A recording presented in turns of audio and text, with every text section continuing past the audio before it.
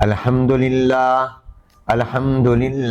وکفا والصلاة والسلام علی عباده الذین اصطفى لا سیما علی سید الانبیاء وخاتم الانبیاء والمرسلین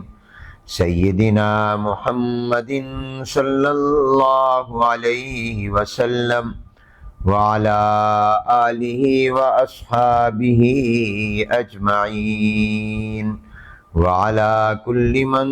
تبعهم بإحسان إلى يوم الدين أما بعد فأعوذ بالله من الشيطان الرجيم بسم الله الرحمن الرحيم اليوم أكملت لكم دينكم وأتممت عليكم نعمتي ورضيت لكم الإسلام دينا صدق الله العظيم وصدق رسوله النبي الكريم ونحن على ذلك لمن الشاهدين والشاكرين والحمد للہ رب العالمین۔ قابل صد احترام حضرات علماء کرام، بزرگان محترم، برادران اسلام، السلام علیکم ورحمۃ اللہ وبرکاتہ۔ عالمی مجلس تحفظ ختم نبوت مانگا منڈی کے زیر اہتمام اس عظیم الشان تحفظ ختم نبوت کانفرنس کے انعقاد پر منتظمین کو دل کی اتھاہ گہرائیوں سے مبارکباد پیش کرتا ہوں۔ آج کی اس عظیم الشان کانفرنس میں شرکت باعث سعادت ہے۔ دعا ہے اللہ تبارک و تعالی اسے بخشش، مغفرت اور نجات کا سبب بھی بنا دیں۔ میں نے بھی آج کی اس کانفرنس میں بنفس نفیس شرکت کا وعدہ کیا تھا۔ میزبان علماء کرام خصوصی طور پر اس عظیم الشان کانفرنس میں شرکت کی دعوت دینے کے لیے 2 مرتبہ مانگا منڈی لاہور سے جامعہ خیر المدارس ملتان تشریف لائے، اور میرا عزم مصمم تھا،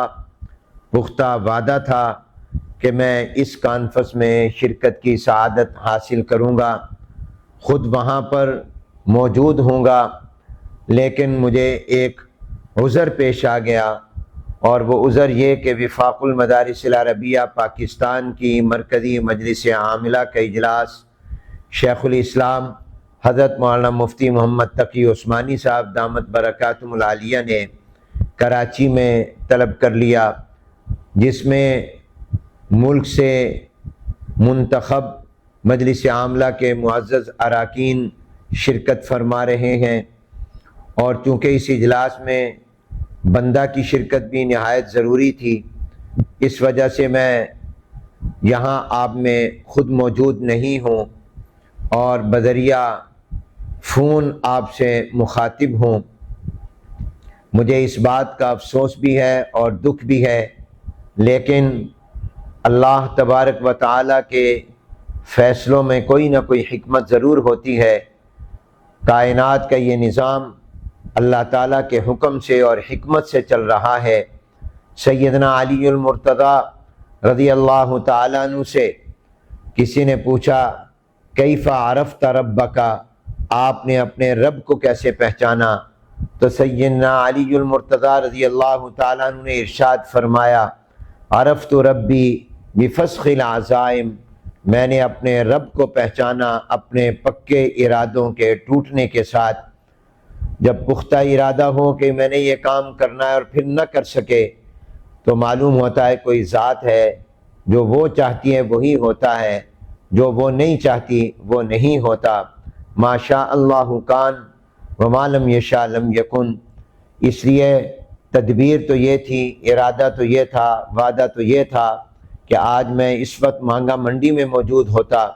اور اس کانفرنس میں بنفس نفیس شرکت کرتا، لیکن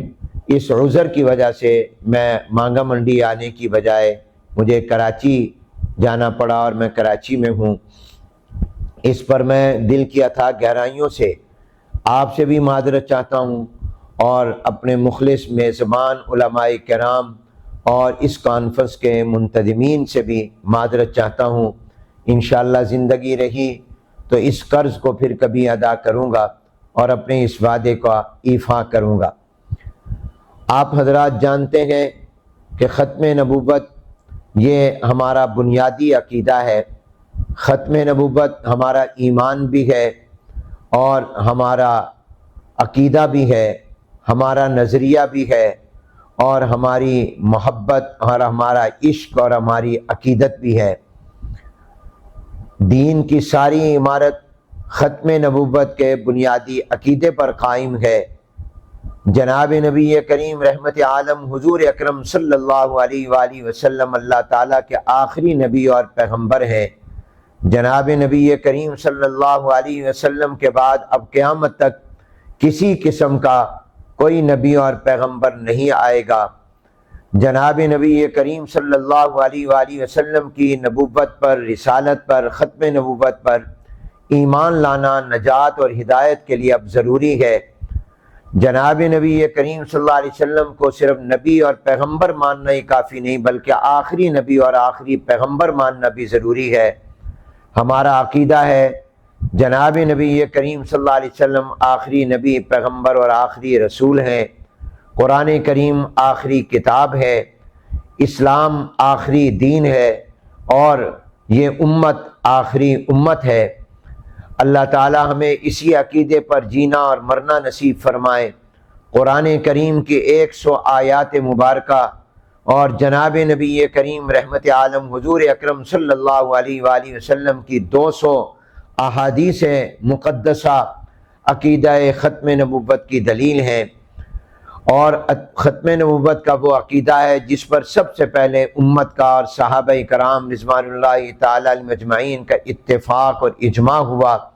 یہ اجماعی عقیدہ ہے، اتفاقی عقیدہ ہے۔ پوری امت اس بات پر متفق ہے کہ سرکار دو عالم صلی اللہ علیہ وسلم کے بعد اب کوئی نبی اور پیغمبر نہیں آ سکتا۔ جناب نبی کریم صلی اللہ علیہ وآلہ وسلم کے بعد اگر کوئی نبوت کا دعویٰ کرے گا وہ کذاب ہوگا، وہ دجال ہوگا، وہ جھوٹا ہوگا، وہ دائرہ اسلام سے خارج ہوگا۔ اور شروع دن سے ختم نبوت کے عقیدے کے تحفظ کے لیے حضرات صحابہ کرام رضوان اللہ تعالی علیہم اجمعین سے لے کر آج کے اس دن تک اور آج کے بعد سے انشاءاللہ جب تک اللہ اس دنیا کو قائم رکھے گا، مسلمانوں نے اس عقیدے کے تحفظ کے لیے جانوں کے نذرانے پیش کیے ہیں، جانیں قربان کی ہیں اور انشاءاللہ ضرورت پڑی تو کرتے رہیں گے۔ مسلمانوں نے، علماء کرام نے، جناب نبی کریم صلی اللہ علیہ وآلہ وسلم کے دیوانوں اور عاشقوں نے آپ علیہ السلام کی اس مقام اور شان ختم نبوت اور آخری نبی ہونے کا تحفظ اپنے خون سے کیا ہے، اس پر پہرا دیا ہے، اس پر چوکیداری کی ہے اور الحمدللہ آج تک کر رہے ہیں، اور جب تک یہ دنیا قائم ہے اس عقیدہ ختم نبوت پر پہرے داری اور چوکیداری امت مسلمہ کرتی رہے گی۔ جناب نبی کریم صلی اللہ علیہ وسلم کے دنیا سے جانے کے بعد جن فتنوں نے سر اٹھایا ان میں ارتداد کا فتنہ بھی تھا کہ وہ منافق جنہوں نے اپنے ایمان کو صرف اوپر سے ایمان لائے تھے، اندر کفر چھپایا ہوا تھا، وہ کھلم کھلا کافر ہو گئے، مرتد ہو گئے۔ اور اسی طرح بہت سے لوگوں نے زکوٰۃ دینے سے انکار کر دیا، جھوٹے مدعیان نبوت نے سر اٹھایا، تو جانشین پیغمبر امام الصحابہ خلیفہ بلا فصل سیدنا صدیق اکبر رضی اللہ تعالیٰ عنہ نے ان کے خلاف جہاد کا اعلان کیا۔ منکرین ختم نبوت کے خلاف سب سے پہلا جہاد امام الصحابہ، مزاج شناس رسول، مصدق پیغمبر، ثانی اثنین، یار غار سیدنا صدیق اکبر رضی اللہ تعالیٰ عنہ نے کیا، اور امت کے لیے ایک راہ عمل قائم کر دی کہ اسلامی ریاست اور سلطنت میں حضور اکرم صلی اللہ علیہ وآلہ وسلم کے ختم نبوت کے انکار کو برداشت نہیں کیا جا سکتا، اور منکرین ختم نبوت کے لیے کوئی جگہ نہیں ہے۔ جنگ یمامہ اس کو کہتے ہیں جس میں صحابہ کرام رضوان اللہ تعالی اجمعین نے جانوں کے نذرانے پیش کیے، جام شہادت نوش کیا اور حضور اکرم صلی اللہ علیہ وسلم کی ختم نبوت کا تحفظ کیا،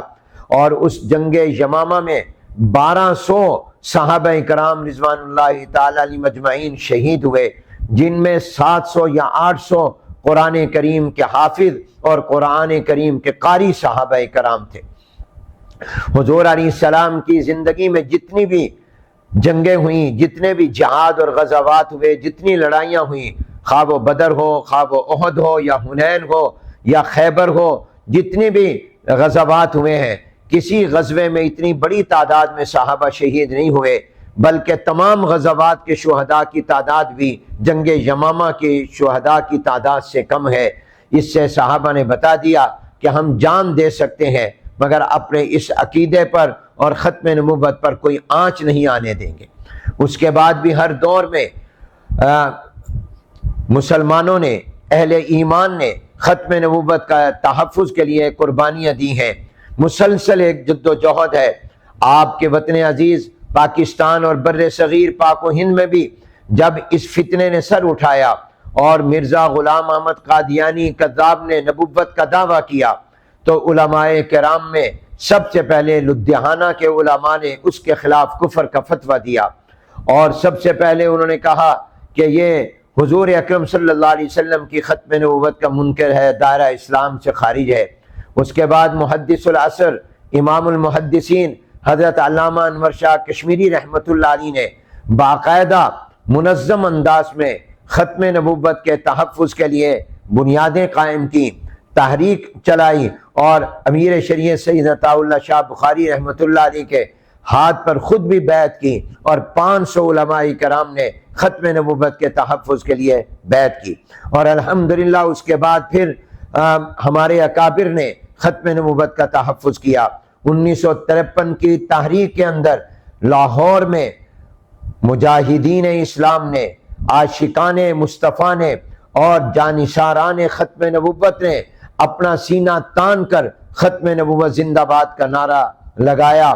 اور اس وقت کی ظالم حکومت کو للکارا، اور 10,000 کے قریب مسلمانوں نے اپنے سینوں پر گولیاں کھائیں، جام شہادت نوش کر لیا، مگر حضور علیہ السلام کی ختم نبوت کا تحفظ کیا۔ پھر 1974 کی تحریک میں بھی الحمدللہ ہمارے اکابر پیش رہے، اور انہوں نے پورے ملک میں مجلس عمل تحفظ ختم نبوت کے نام سے عالمی مجلس تحفظ ختم نبوت نے اس میں بنیادی کردار ادا کیا، اور الحمدللہ ملک کے اندر قادیانیوں کے خلاف تحریک چلی، ختم نبوت کے تحفظ کی تحریک چلی۔ پارلیمنٹ میں ہمارے اکابر نے، مفکر اسلام حضرت مولانا مفتی محمود رحمۃ اللہ علیہ، حضرت مولانا غلام غوث ہزاروی رحمۃ اللہ علیہ، حضرت مولانا شاہ احمد نورانی رحمۃ اللہ علیہ اور دیگر اکابر نے وہاں پر یہ آواز اٹھائی، اور وہاں 11 دن تک جو مرزائیوں کے اس وقت کا سربراہ تھا مرزا ناصر، اس کو بلا کر پوری صفائی کا موقع دیا گیا،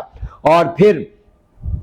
لاہوری جو تھے ان کو بھی 2 دن کا موقع دیا گیا، مگر وہ اپنا موقف ان کا جھوٹا ثابت ہوا، اور پوری پارلیمنٹ میں جس میں کہ سیکولر لوگ بھی تھے، جس میں صرف مذہبی اور دینی جماعتیں نہیں تھے، بیک آواز اور بیک زبان کہا کہ حضور اکرم صلی اللہ علیہ وسلم کے بعد نبوت کا دعویٰ کرنے والا دجال، کذاب اور کافر ہے، اور جو مرزا غلام احمد کو مانتے ہیں وہ بھی کافر ہیں، اور وہ بھی کافر ہے، اور ان کو دائرہ اسلام سے خارج قرار دیا، اور انہوں نے قادیانیوں کو غیر مسلم اقلیت قرار دیا۔ اس کے بعد جب 1984 آیا تو اس وقت میں پھر تحریک چلی، اور صدر ضیاء الحق مرحوم نے امتناع قادیانیت آرڈیننس جاری کیا، جس کی روح سے قادیانیوں کو اسلامی شعائر اور اسلامی اصطلاحات کے استعمال سے روک دیا گیا۔ میں صرف اتنا کہنا چاہتا ہوں، کیونکہ بڑے بڑے اکابر آج کے اس اجتماع میں موجود ہیں، وہ اس موضوع پر انشاءاللہ بہتر انداز میں اظہار خیال فرمائیں گے۔ میں صرف یہ کہنا چاہتا ہوں کہ عقیدہ ختم نبوت بنیادی عقیدہ ہے، اور اس کا تحفظ اسلاف نے قربانیاں دے کر کیا ہے، جانوں کے نذرانے پیش کیے ہیں، اس پر پہرا دیا ہے۔ آج کی اس کانفرنس میں ہم بھی عہد کریں کہ ہم انشاءاللہ حضور اکرم صلی اللہ علیہ وآلہ وسلم کی ختم نبوت پر پہرا دیں گے، ہم اس کے چوکیدار بنیں گے، ہم ختم نبوت کے عقیدے کا تحفظ کریں گے، اور جو پاکستان کی پارلیمنٹ نے عدالتوں نے اور دنیا کی کئی عدالتوں نے حضور علیہ السلام کی ختم نبوت کے منکرین کو کافر اور دائرہ اسلام سے خارج قرار دیا ہے، ہم ان کا تعاقب جاری رکھیں گے اور ہم کسی صورت میں اس قانون کو کمزور نہیں ہونے دیں گے، ہم